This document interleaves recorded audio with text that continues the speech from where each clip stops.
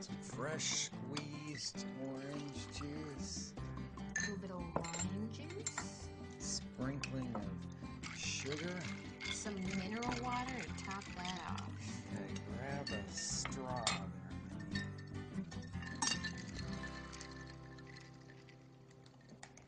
Ooh, I'd say that was a pretty good start. Start? What do you mean, start? Well, we got a lot more juice to squeeze. What are you talking about? There's plenty of juice here. Oh, no, not for the meal we have planned.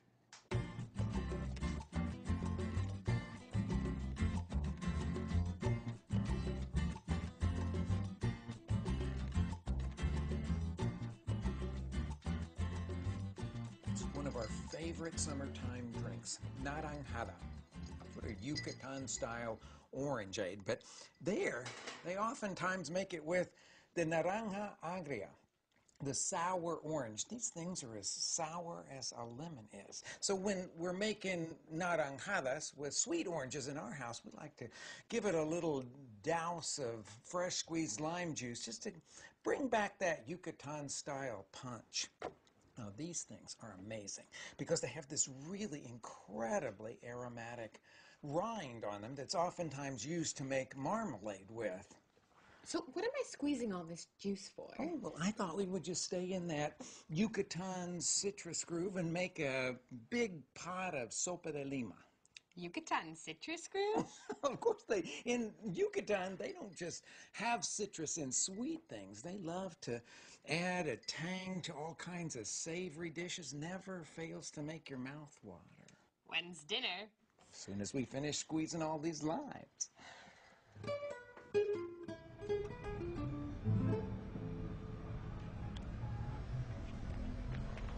These are those sour oranges, right? The ones that they use to make naranjada? Got it exactly right. And isn't it cool how they stay green because of the climate here? It won't ever let them turn orange. Well, you know I'm always up for naranjada. Oh, me too, me too.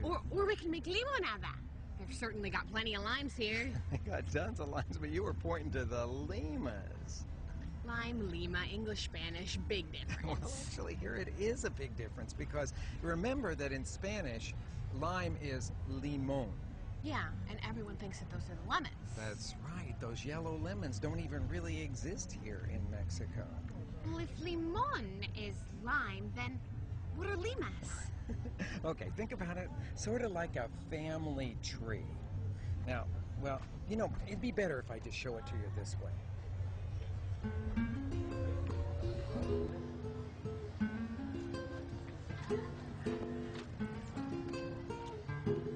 Now, there's the two main divisions here. You get the yellow lemon, or what's sometimes called limón amarillo here in Mexico. And then within the lime family tree, the first division is between limón and lima. Now, the original little limón, or what we sometimes call the key lime, called the limón criollo here in Mexico, turns absolutely yellow when it is completely ripe.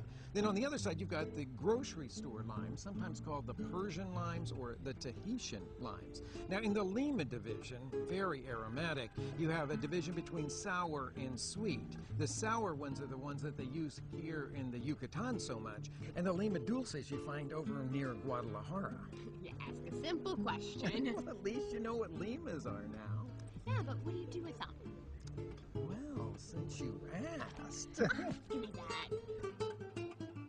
Okay, the classic sour lima dish, the one that really showcases its aromatic flavor, is the traditional soup called sopa de lima from the Yucatan. Lime soup? Lima soup, right? I know. I was just testing you. So when you want to make this, but the only thing that you can find is the regular old store-bought limes, what do? Well, I've got an idea for you. Now, the very traditional approach is to make this all-day broth, but when I don't have time for that, I'll start with store-bought broth and then doctor it up with the classic fresh ground spices here. We've got black pepper, Mexican oregano, cloves, and a little Mexican cinnamon. I'm going to put all of those into the Mexican molcajete and grind them to a powder. Okay, so those spices are going to go into our simmering broth, but now What about all of the lime stuff?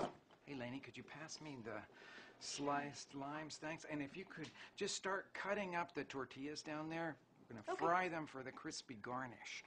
Now, we've got slices of lime that we'll use for garnish too, but the end pieces of the lime are going to go right into the soup pot, and they'll release some of that typical classic lime aroma. Here's my little trick, though. The really aromatic part of the lima agria can be replaced by a little kaffir lime. You know, it's the one that you find in a lot of Southeast Asian cooking. You can find them sold in packages in the Asian grocery stores. It's what they call a bifurcated leaf. It's in two parts like that. Look at the fruit that grows on that. Kind of bumpy. It has almost no juice in it at all, just an aromatic peel. I'm going to take a couple of these leaves and just toss them right into the broth to give us a little of that sour lima aroma. Well, it looks like your temperature on your pot's just about right here for starting to fry. So you can go ahead and fry up your little tortilla strips there. Now we're on to making the base for this broth, this rich soup, and we need 3 ingredients to cook together: the white onion and the red tomato, but we also need a green bell pepper. Now that might surprise you because green bell peppers aren't used very much at all in Mexico, except in the Yucatan, where they grow a variety that's sort of small, kind of compact, and a little more intense in flavor. All we need to do is to cut these into about half-inch pieces.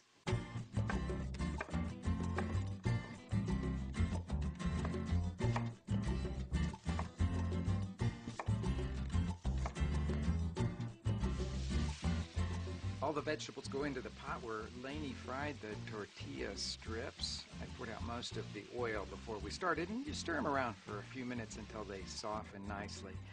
Then the broth goes in there with all its aromatic spices, a couple of chicken breast halves. Set the lid askew and let it simmer gently for about a half an hour. Season the soup with salt.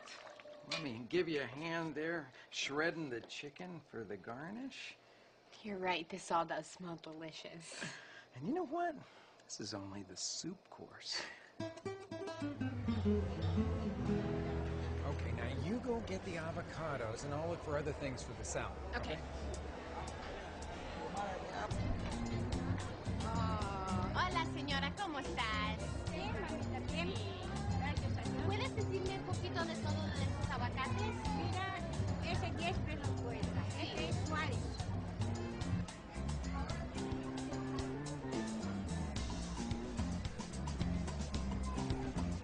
Vaya, va, señor. Oh, los mangos. ¿A cómo el montón? 10 pesos. ¿A 10 pesos? Ok. Se ven muy maduros. Huelen muy sabrosos. mucho. Sí, ¿verdad? Aquí tiene, señora. Muchas gracias. Hey, how did you do? Wow, come on, let me show you. Come on. Okay, so you know those Hass avocados that we have at home that Yep. make really good guacamole? Well, they don't have them here. Here they have the Yucatan, the Yucatecan avocado. Okay, let me see. What about this one? That one is the Suarez. You use those to make the antojitos, like the panuchos and the salbutes. They're really the best to make guacamole here, but they still don't have any that are as good as the Hass. Okay. How about this one? That one is del país, that's grown here in the Yucatan. And sometimes they call it morado because, well, it's purple. Purple. Okay. And that you use kind of for salads and some garnishes for stews. Okay. How about this one? That one is the lagunero. It is also the same as the Suarez, used for the like antojitos, the panuchos and salbutes. Okay. And now I got one more down in here someplace. How about this one? That one is the Noche Buena. That's one of their favorites here. It's a seasonal one that's only in season around this time, but they love it. They put it on everything. Ooh, cool. Well, I think you did a pretty good job. I guess the avocado doesn't fall too far from this family tree. I think we better get back.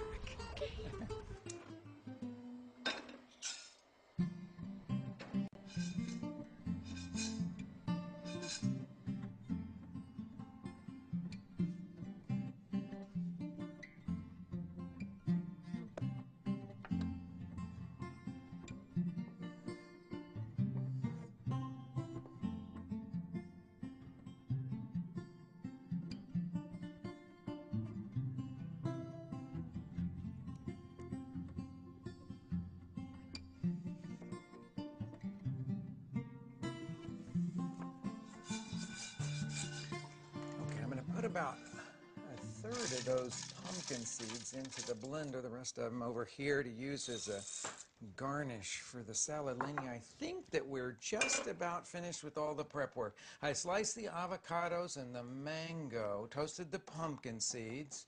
And I've got the cheese and the bacon, and I'm working on the lime juice. This is going to be quite the Yucatecan extravaganza. It certainly is. You said that right. Okay, I'm going to pour some olive oil in here for the dressing preparations because I want to cook some garlic in it, soften it up. I'm going to cut up a green chili. It's a serrano. We'll put that in there and just let that cook for a few minutes, stirring it around until it's all soft. Now the warm garlic, green chili, and olive oil mix goes into the blender with the toasted pumpkin seeds. Lime juice. Give it a nice little spoon of salt and some honey. I love this sort of sweet and tangy dressing. And I love the mango and avocado salad. Me too. Let's blend it till it's all together. So I think we've got everything together here now when we want to put those salads together, but first we got to serve that soup. Okay.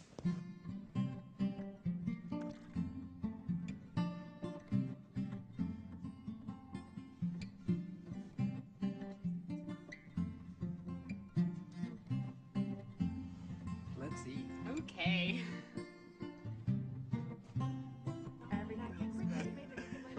Well, here it is. All right. What do we have? This is the sopa de lima from the Yucatan. How wonderful.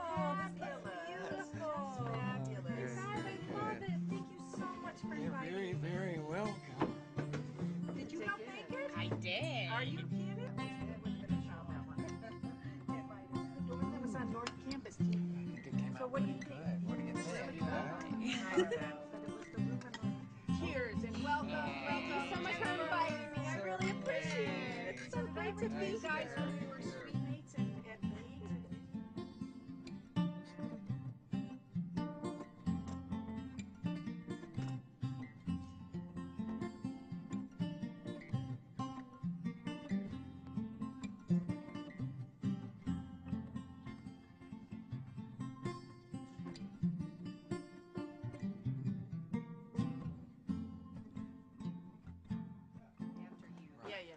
Okay, the next course is over. Yeah. Nice. There you go. Thank you. Now this looks jazzed about. This is amazing. How would yours I don't know. I don't have a clue about that. corner of my eye? That would be someone named Sally. It was the possum. Okay, lady, you ready for the main course? There's more? Poke chook. Gesundheit. Oh, very funny.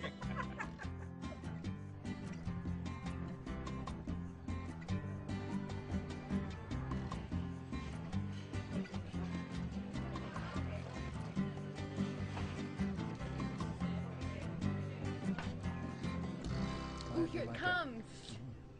Oh, doesn't that Gracias. look beautiful? Muchas gracias. Smell that citrus and savory thing going on? Yes, my mouth is watering again. I think you could call that the poke chook effect. Here, have a tortilla. Get me one while you're at it. Okay.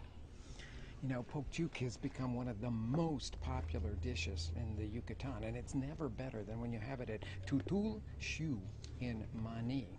It's a pretty simple dish, and it owes a lot to sour orange juice. They simply slice some pieces of pork thinly, and then marinate in salt and pepper and some sour orange juice, then grill it over a wood fire. They have all kinds of local woods that they burn to give a special flavor, and then they serve it with all kinds of fresh garnishes. Wow, the cool thing about poke chook is the preparation doesn't really end in the kitchen, because you get a chance to choose exactly what you want in each bite.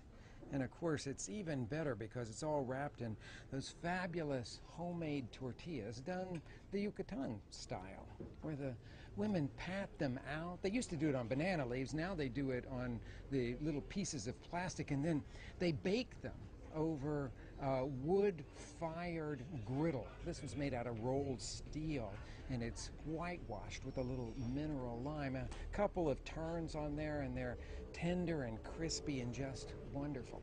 But if you want the full effect, well, you got to go for the salsas. What do you think, Lainey? Which one do you like? I really like the habanero, but a combo of the two is amazing. Okay, so we've got habanero salsa made from fresh green habaneros that are roasted, and little garlic goes in there, salt and lime juice. And this is the one that they sometimes call chile tomate, roasted tomatoes with garlic and a little salt, cilantro. Sometimes people put chili in it, but this one doesn't have it. I like the combination of the two myself. Now, that's flavor. It's got everything you could want going on. A little sweet, sour, salty, bitter, savory, spicy. And excellent. It sure is. So here's my take on those really fabulous onions that go with poke chook. I've got a bed of coals here in my grill, and I'm going to add the onions to it. I'm just nestling these little white onions directly into the coals. Now, I'm going to close this up, let them start to sear and char down there, and about every 5 minutes I'll open it again and turn them around. After about 20 minutes, they should be completely soft on the inside and charred on the outside. This is what it looks like when it comes out of the grill. Of course, I let these cool down until they were handleable. But you gotta stick with me on this. I know it sounds kind of strange to throw your food directly into the coals to cook it, but wait till you taste these onions, all charred on the outside and soft on the inside. Now let me show you. It's a kind of messy job here to cut the exterior off of it. So I'm gonna cut the top and the bottom off and then make a little slit in the side so that I can peel off the charred exterior. And then the interior, I'll leave all of that over there, and we'll go over to the other side of the cutting board here.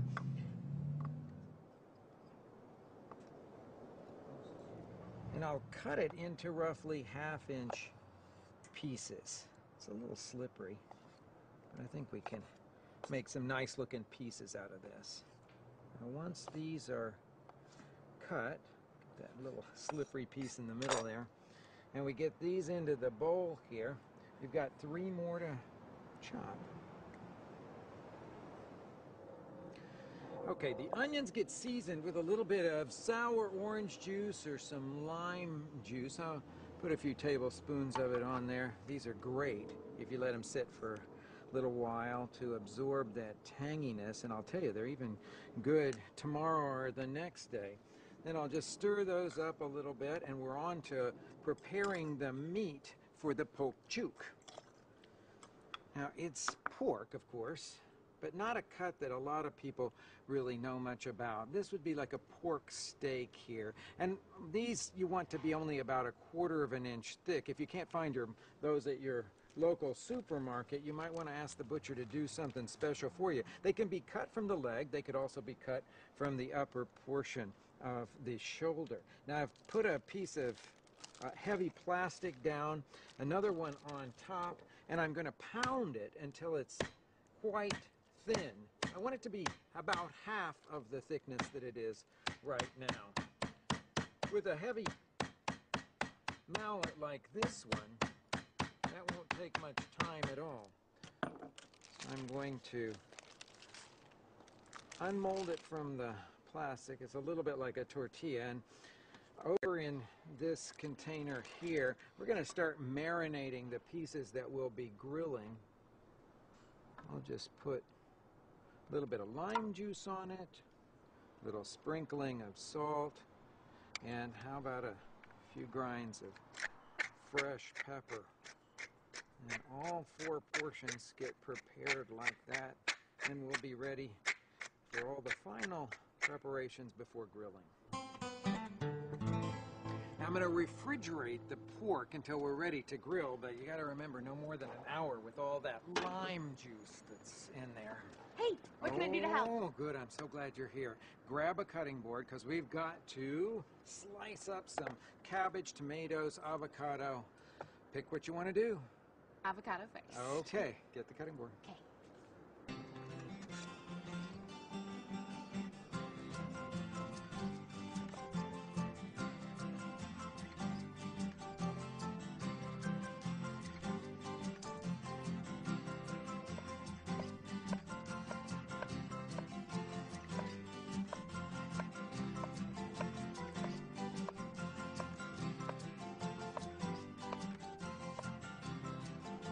We're going to throw some mesquite wood chips onto our charcoal fire.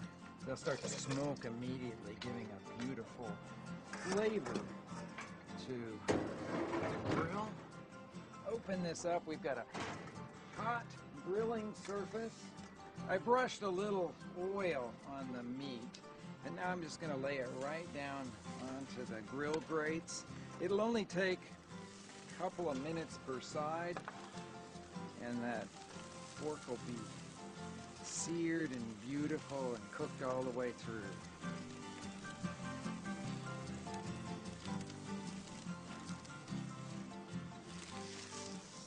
You spread the cabbage out into a bed for each of the plates here, and sprinkle it with a little lime juice, salt, pepper. We've got the sliced tomatoes and avocado in the back, also sprinkled with salt and pepper.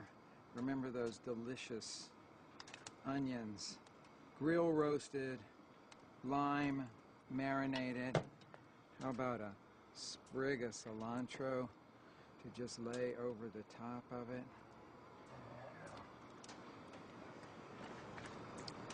Citrus and savory, it's a combination that always satisfies.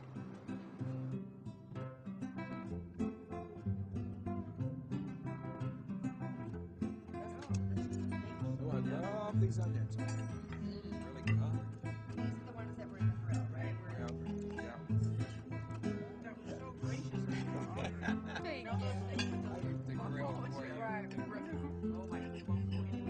No, the tomatoes are really good this year.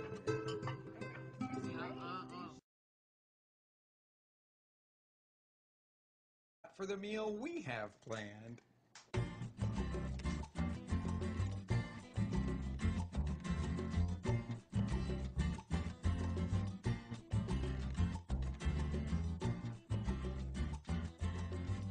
It's one of our favorite summertime drinks, naranjada, for a Yucatan-style orangeade. But there, they oftentimes make it with the naranja agria, the sour orange. These things are as sour as a lemon is. So when we're making naranjadas with sweet oranges in our house, we like to give it a little douse of fresh squeezed lime juice just to bring back that Yucatan-style punch. Now, these things are amazing because they have this really incredibly aromatic rind on them that's oftentimes used to make marmalade with. So what am I squeezing all this juice for? Oh, well, I thought we would just stay in that Yucatan citrus groove and make a big pot of sopa de lima. Yucatan citrus groove? Of course, in Yucatan, they don't just have citrus in sweet things. They love to add a tang to all kinds of savory dishes. Never fails to make your mouth water. When's dinner? As soon as we finish squeezing all these limes. Don't even really exist here in Mexico. Well, if limon is lime, then what are limas? Okay, think about it sort of like a family tree. Now, well, you know, it'd be better if I just show it to you this way.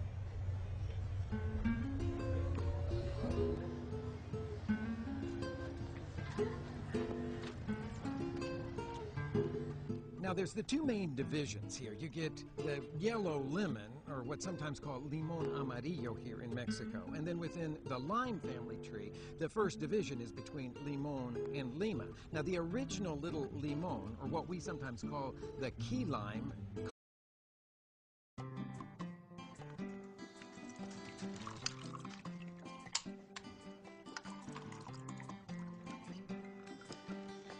fresh squeezed orange juice. A little bit of lime juice. Sprinkling of sugar. Some mineral water to top that off. Okay, grab a straw there.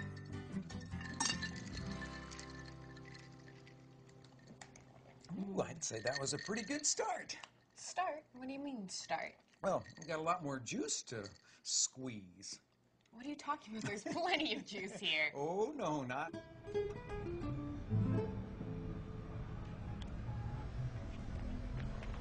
These are those sour oranges, right? The ones that they used to make naranjada? Got it exactly right. And isn't it cool how they stay green because of the climate here? It won't ever let them turn orange. Well, you know I'm always up for naranjada. Oh, me too, me too. Or we can make limonada. They've certainly got plenty of limes here. They got tons of limes, but you were pointing to the limas. Lime, lima, English, Spanish, big difference. Well, actually, here it is a big difference because remember that in Spanish, lime is limon. Yeah, and everyone thinks that those are the lemons. That's right, those yellow lemons.